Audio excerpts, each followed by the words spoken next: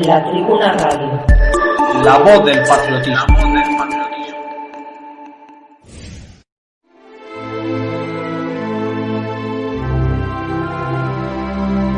Revisionismo histórico y cultural.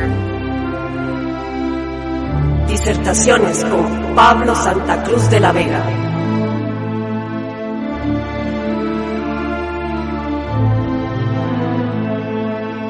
Fundador y líder del movimiento veganista, autor de Proyecto Omnis, Metaética y la Doctrina Veganista. Un espacio para resignar la cultura.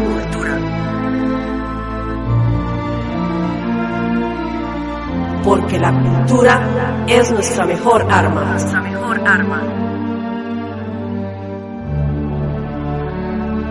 Revisionismo histórico y cultural.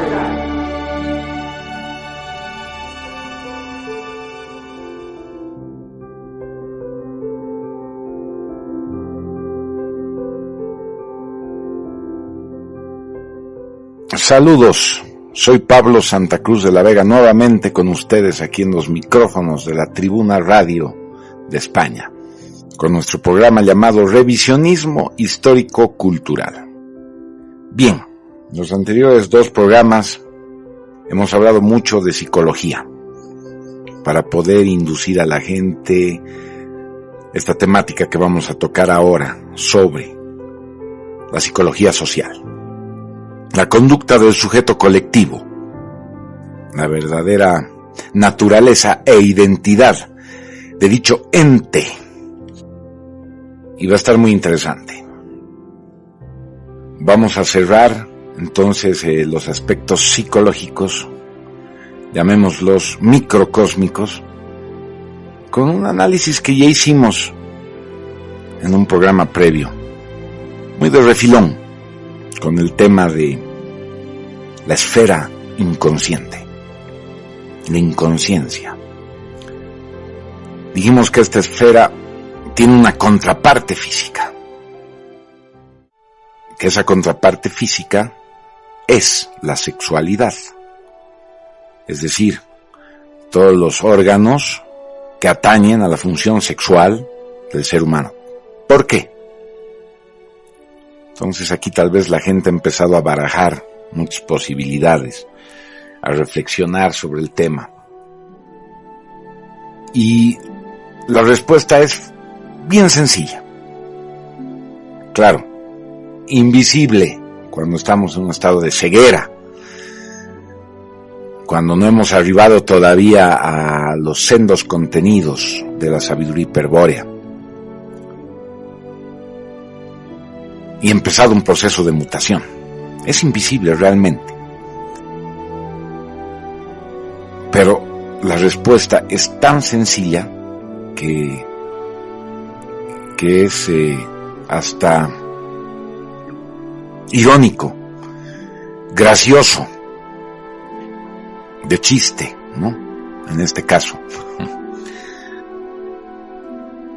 Dijimos, explicarlo sí es un poco difícil, dijimos que la inconsciencia es inconsciencia justamente porque ahí están los contenidos némicos que hacen al origen. Hay un origen que debemos encontrar, algo que hemos olvidado. Dijimos en programas previos que por eso el estado espiritual se caracteriza por un acto fundamental: predisponerse para recordar. Más que meditar, más que una actitud pasiva, más que poner la mente en blanco, que es a lo que pretende que se llegue el yoga sinárquico y otros tipos de control mental, es al revés la cosa en lo hiperbóreo, ¿no? Es la facultad, la llaman, de anamnesia. Recordar o traer a la esfera de luz un contenido inconsciente es realmente una proeza. Ese recuerdo, necesariamente, y también lo dijimos en un programa anterior, es un recuerdo de inmortalidad. De ahí viene nuestra palabra amor o amort. es un recuerdo de inmortalidad. Quienes sienten eso, bueno, no pueden más que sentirse tristes, nostálgicos, cuando determinadas circunstancias de la vida les recuerdan aquello. Por ejemplo, una fiesta muy importante, colectiva, es la Navidad. Y yo recuerdo, y todos coincidirán conmigo, que mucha gente expresa, se manifiesta en contra de la Navidad porque nos entristece, se ponen tristes. Es la nostalgia. Hay gente que escapa a esa nostalgia. No le gusta ser nostálgico. Entonces, cuando siente la nostalgia, confunde tal vez con una necesidad muy mundana referida al tema de la pareja, que es profundo, está referido al recuerdo de amor. Por lo tanto, mucha gente va a perderse en alcoholes para tratar de superar esa nostalgia, que interpretan como amargura, tristeza, y no la soportan, como no soportan la Navidad. Ya sabemos por qué es. Realmente, la Navidad tiene un fulgor de remembranza para nosotros, de algo que hemos perdido. Y por eso es una fiesta tan especial. También nos puede ocurrir que tengamos este tipo de recuerdos, este tipo de nostalgias, oyendo música.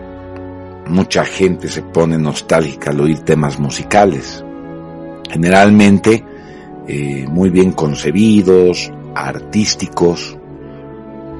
Bueno, esto porque realmente una pieza de reggaetón jamás, de los jamases, va a provocar un fulgor nostálgico en nadie. Sí, esa es la idea de la música banal, la música basura, y por eso está siendo fomentada ahora. Hay que tratar de hacer que la gente no se sienta nostálgica, porque va a querer recordar, ¿no? Te predispone a recordar la nostalgia. Y si recuerdas, eres peligroso para el sistema, ¿sí? Entonces, hagamos una pausa. Hablamos del recuerdo de amor, ¿sí? El recuerdo de inmortalidad que hemos olvidado. Sentimos esa remembranza, pero se manifiesta en una actitud concreta y en una contraparte física concreta en nuestra esfera sensorial. Estamos hablando de la sexualidad, del sexo.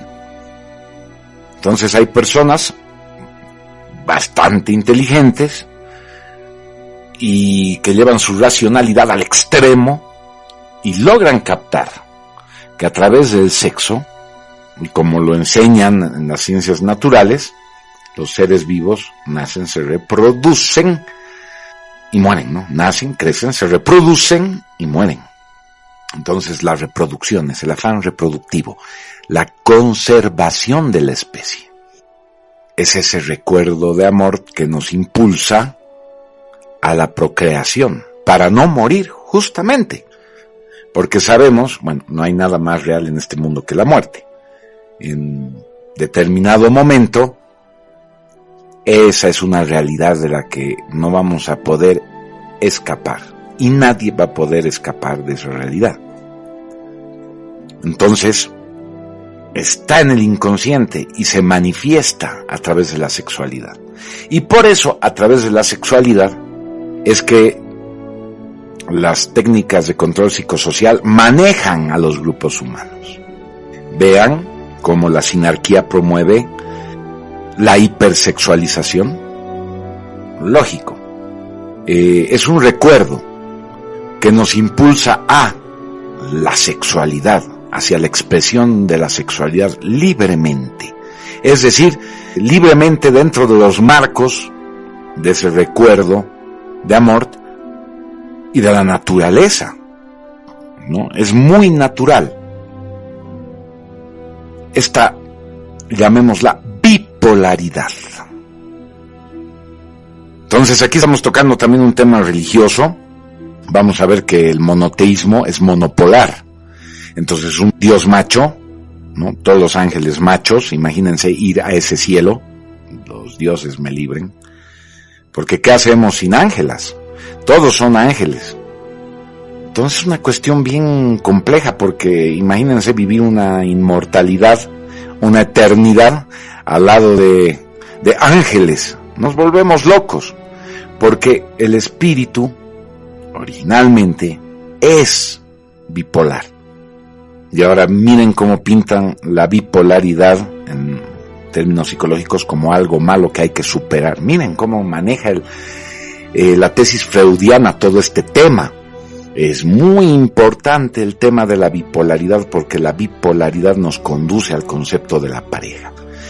Y la pareja es un arquetipo que nos sirve para el recuerdo del origen, del amor. Miren cuántas cosas se desprenden de todo esto. Por eso hay que pervertir ese recuerdo. Y ahí hablamos de las técnicas de control psicosocial, la hipersexualización, ¿sí? La extensión abismal de la pornografía, ¿sí? Y sus perversiones. Estamos hablando, ¿para qué vamos a hablar de esas perversiones realmente funestas? ¿Sí? Zoofilias, pedofilias. Inclusive la pérdida de la bipolaridad hacia una homosexualidad o hacia una monosexualidad, como la escatología monoteísta, que conduce a eso a los hombres. Y por eso miren la lucha entre el paganismo, ¿sí?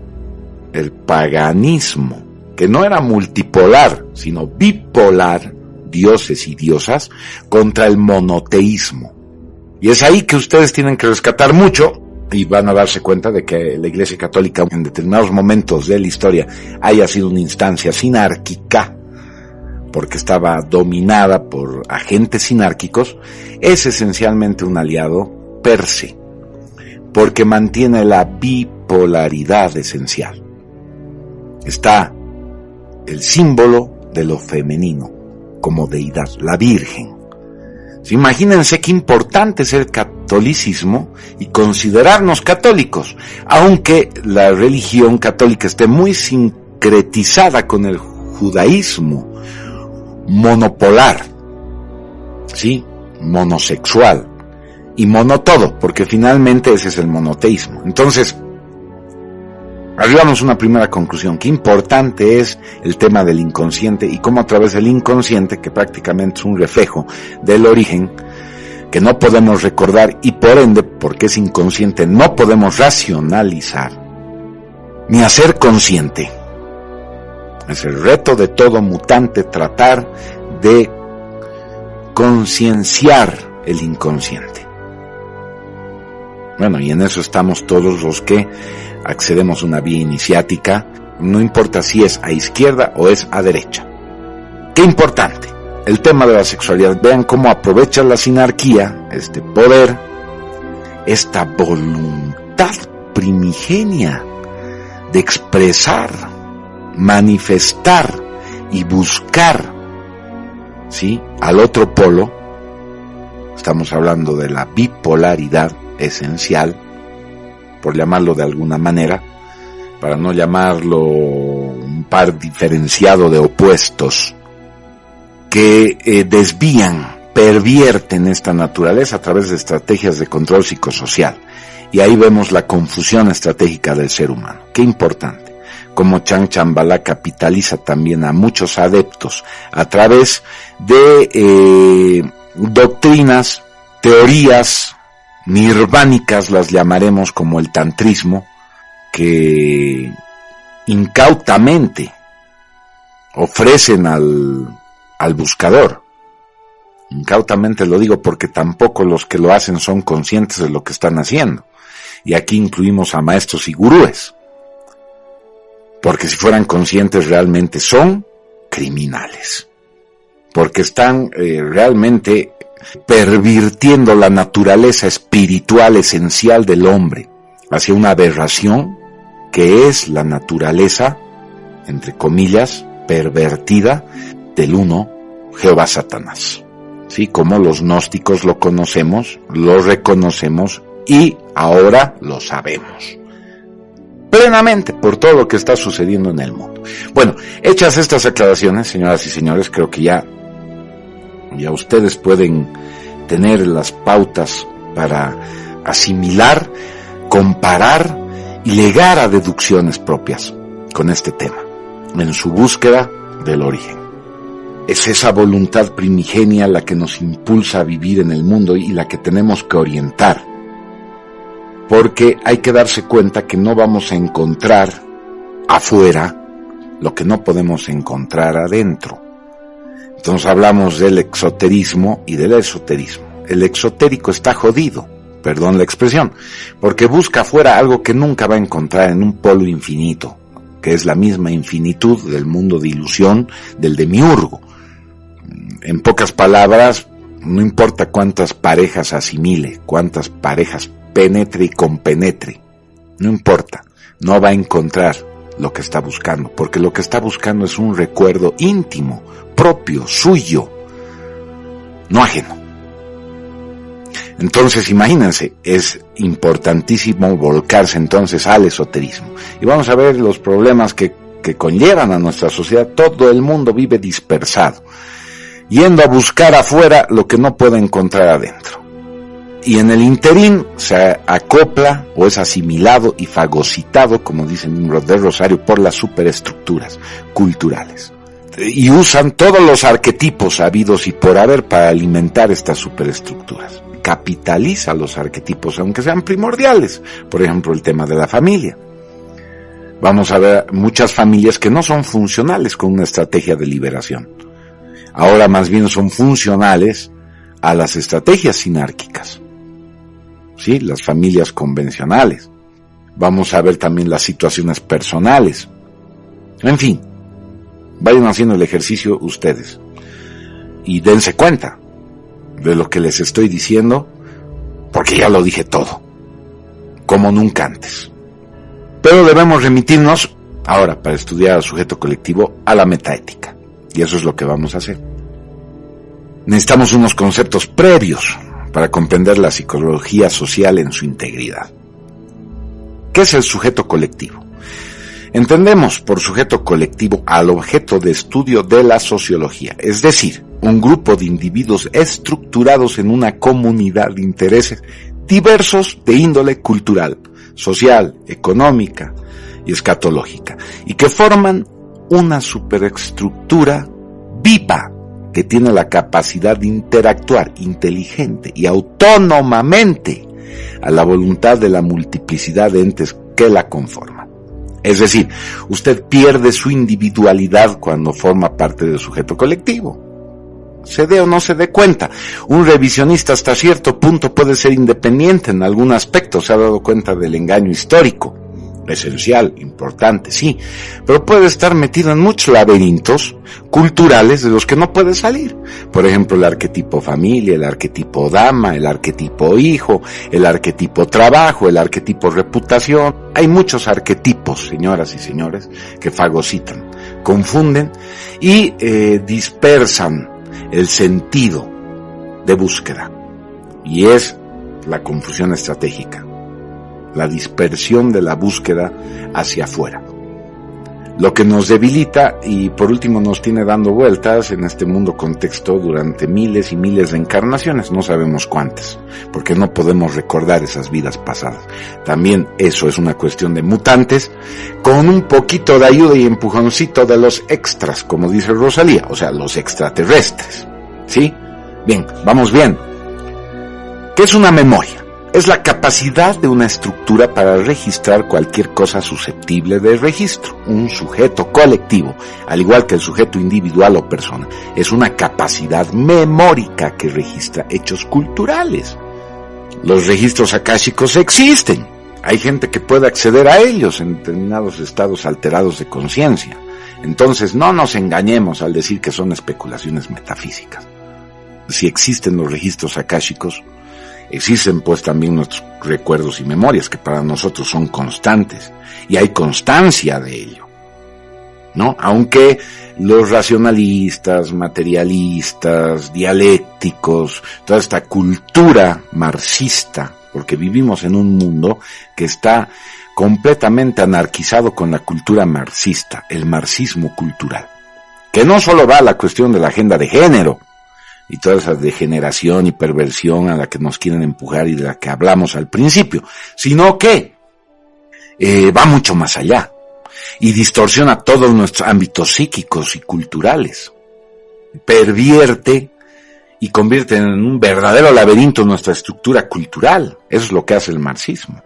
Entonces, si nosotros como entes microcósmicos somos capaces de tener una capacidad memórica y que tal vez en algún momento, cuando desarrollemos otro tipo de tecnología, no la tecnología mecanicista de nuestros tiempos, sino una tecnología muy superior, por ejemplo la que manejaban los atlantes, una tecnología escalar que usa las vibraciones y la energía para comprender el funcionamiento de las cosas, quizás podríamos nosotros leer los registros memóricos de una persona y tenerlos en una pantalla o en algún tipo de monitor. Lo mismo podríamos hacer con los registros akáshicos de un ente macrocósmico, como por ejemplo, o de un ente planetario, como la Tierra, o un ente macrocósmico, como un pueblo. Entonces, cuando estamos hablando aquí de un sujeto colectivo, estamos hablando de que ese sujeto colectivo tiene un registro memórico al que podemos acceder, aunque usted no lo crea. ¿Qué entendemos por aspectos? Para analizar el tema del sujeto colectivo ya no podemos hablar de esferas psicológicas. Necesariamente tenemos que hablar de aspectos, porque ya son muchas esferas que tendríamos que tocar, porque además el demiurgo, el ser macrocósmico, si nosotros somos multidimensionales, tenemos que hablar de hasta 6 esferas psíquicas para poder comprendernos. El demiurgo también es un sujeto multidimensional y mucho más complejo. Entonces tenemos que hablar de aspectos. Y aquí es inigualable la inducción que nos brinda el pontífice Luis Felipe Moyano Nimbro de Rosario, que lo aplicamos en la metaética para hacer este ensayo. ¿Dirigido a qué? Hacernos un autoexamen de la comprensión de la sabiduría hiperbórea. Eso es un ensayo. Bien, metafísica, ya hemos visto, estudia las realidades no susceptibles de verificación empírica, sensorial, solo mensurables a través de funciones superiores de la psique, como los estados alterados de conciencia y la intuición simbólica de significaciones oblicuas. ¿Qué dirá un médico convencional o un psiquiatra freudiano? ¿Qué? ¿Está hablando usted blasfemias? No, no es blasfemia, señor, lo que pasa es que usted está castrado. No puede comprender lo que le estoy diciendo, pero es fácilmente verificable. Existen los mundos astrales. No son susceptibles de ser medidos sensorialmente. Para salir en astral, los aspirantes en muchas logias, etcétera, tienen que hacer ejercicios con una fuerza de voluntad constante durante sesiones y sesiones y sesiones para tal vez fracasar y nunca ver el mundo astral. Y otros de repente salen al mundo astral y lo pueden percibir con sentidos superiores de la psique. La intuición simbólica igual, hay muchos que podemos ver un símbolo y ver una multitud de planos de significación, ¿no? Tanto que podemos construir un mundo completamente nuestro con esas significaciones, que otros no pueden ver. Entonces, señores marxistas, culturales, están jodidos. Perdón por la palabra, nuevamente. Ya dijimos, la metaética es un sistema de recuperación de valores cardinales que utiliza el revisionismo crítico y reflexivo como una de sus herramientas más importantes. Actitud que permite al sujeto situarse por encima de cualquier correspondencia de índole psicológica que genere el tema objeto de análisis. Ahora bien, la superestructura, de la que hemos hablado en muchos momentos de estas charlas, es un continente aglutinador de objetos culturales en relación de dependencia recíproca y religados por conexiones de sentido. Está viva, es decir, logra desarrollar y funcionar a través de una voluntad propia. Y es lo que dijimos, el sujeto colectivo logra tener una voluntad autónoma y lo explico con un ejemplo coloquial muy simple. Cada pueblo en determinado momento de su psicología colectiva tiene el gobernante que se merece. Este gobernante, por razones que van más allá de nuestra comprensión y que la gente normal, común y corriente dice, bueno, es porque así nomás es, o es porque, y tratamos de darle una explicación, ha recibido financiamiento de tal o cual, o tiene el apoyo de la gente, etcétera. No, lo que pasa es que la superestructura ya canaliza a la entidad microcósmica que va a representar a todo ese continente macrocósmico llamado superestructura cultural, en este caso nación, pueblo, sujeto colectivo, y lo convierte en presidente de esa nación, así de simple. Y esto funciona por conexiones tróficas, conexiones, entre comillas, energéticas, muy complejas de entender a la luz de nuestra funcionalidad cultural estándar. Necesitamos acceder a otro lenguaje, y por eso es que se ha instaurado el lenguaje iniciático más grande de los últimos tiempos y de todos los tiempos, la sabiduría hiperbólica.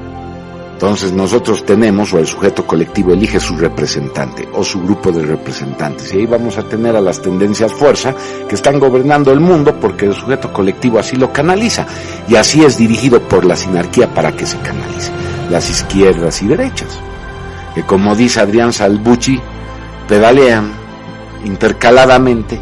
Unas veces tenemos un gobierno de izquierda, otras veces tenemos un gobierno de derecha, pero al final ambos sirven al mismo amo, que es la superestructura sinárquica que los controla, los dirige, moldea el pensamiento colectivo a través de sus ideas fuerza, que vienen propagadas en la televisión, que vienen propagadas en la cultura, que vienen propagadas en el cine, que vienen propagadas de mil formas y mil maneras para canalizar esa mente completamente laberíntica y resoluta del viria perdido o del hombre dormido. Todos, en mayor o menor medida, están dormidos. Bueno, la mayoría. Nosotros estamos medio despiertos. ¿Gracias a quién? Ya lo saben.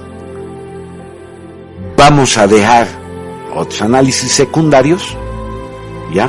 Sobre la conducta, la naturaleza del sujeto colectivo para el siguiente programa, aquí, en Revisionismo Histórico-Cultural. Espero que todas estas pautas que hemos brindado les sirvan para que ustedes mismos traten de buscar en el libro Metaética estos conceptos, se preparen para tratar de comprender en el próximo programa, donde ya cerramos y explicamos en definitiva qué es el sujeto colectivo y cómo lo identificamos nosotros con aquello que llamamos demiurgo.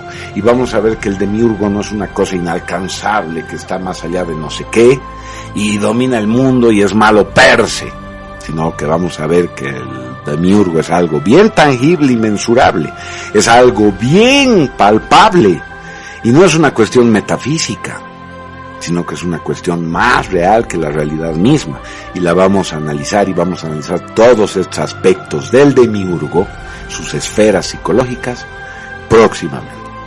Muchísimas gracias.